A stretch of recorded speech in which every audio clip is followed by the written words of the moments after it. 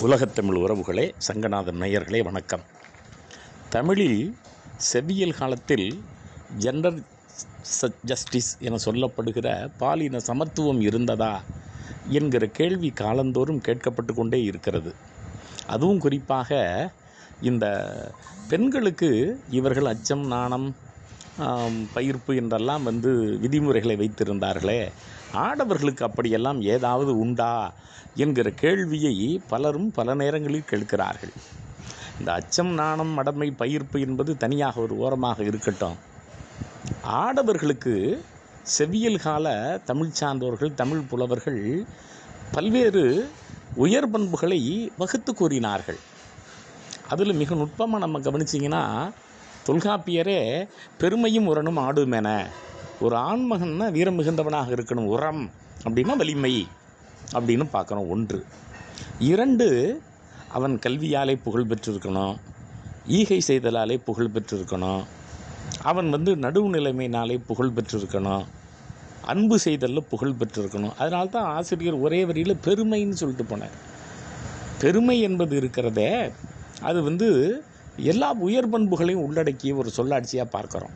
அப்போது இந்த பெருமையும் உரனும் ஆடுமென, ஆடுன்னா ஆடவர்கள், செவ்வியல் கால தமிழ், தொல்காப்பிய தமிழ், மகடுன்னா பெண்ணை குறிக்கும், ஆடுன்னா ஆணை குறிக்கும். அப்போது ஒரு 5000 ஆண்டுகளுக்கு முன்னால் எழுதப்பட்ட ஒரு இலக்கியத்தில் இந்த மாதிரி கலைச்சொற்கள் தனியாக இடம்பெறுவது ஒரு இயற்கை. அது தமிழில் நிறையவே இருக்கிறத நம்ம பார்க்குறோம். அப்போது இந்த தொல்காப்பியத்தில் இன்னும் கூட வேறு இடங்களில் வரும். ஒரு ஆணுக்கு பெருமைனா பெருமிதம் அவனுக்கு உரியது அப்படின்னா, இந்த கல்வி, தருகன், கொடைமை, இசை. இசைனா புகழ்னு அர்த்தம். ஒரு ஆடவன்னா புகழோடு இருக்கணும். ஒரு ஆடன்னா தருகன்னா அஞ்சாமை, எது வந்தாலும் எதிர்த்து நிற்கிற ஆற்றல் இருக்கணும், கொடைப்பண்பு இருக்கணும். அப்போது இந்த வீரம், இந்த கொடைப்பண்பு, இந்த புகழ், இதெல்லாம் அடிப்படையானவை அப்படிங்கிறத நம்ம மெய்ப்பாட்டியலில் பார்க்குறோம். இப்போது ஒரு நல்ல நற்றிணை பாடல் 160வது பாடல் இருக்கிறது. அந்த பாடலுக்கு ஆசிரியர் பேர் கிடைக்கல. அதில் தலைவன் தோழன்கிட்ட பேசுகிற மாதிரி வருகிற அந்த கவிதையில் ஒரு 4 வரிகள் வருகின்றன. நயனும் நண்பும் நானும் நன்குடைமையும் பயனும் பண்பும் பாடறிந்து ஒழுகலும். இது ரொம்ப நுட்பமாக நம்ம கவனிக்கிறோம் நண்பர்களே. அவன் அந்த தோழன்கிட்ட பேசுகிற மாதிரி பேசுகிறான்.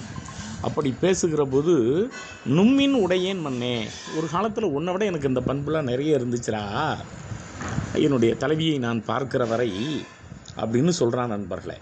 அது நல்ல கவிதை. அந்த கவிதையில் நிறைய வர்ணனைகள் உண்டு. கம்மென விதிர்ந்த தித்தி, அதெல்லாம் அவளுடைய வர்ணனை அங்கே வரும்.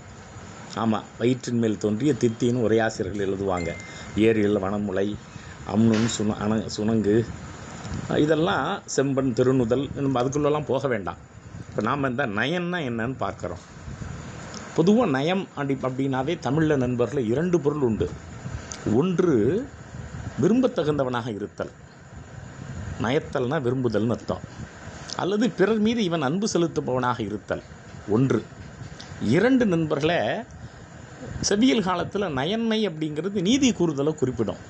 இப்போ கூட தூய தமிழ் சிந்தனையாளர்கள் நயன்மை மன்றம்னு தான் சொல்லுவாங்க, நடுவர் மன்றம்னு சொல்ல மாட்டாங்க, நீதிமன்றம்னு சொல்ல மாட்டாங்க. அப்போது நீதி தருவாத நடுநிலைமை உடையவனாக, பிறரால் விரும்பப்படுவனாக அப்போ இருக்கணும் அப்படிங்கிறத நயனும்.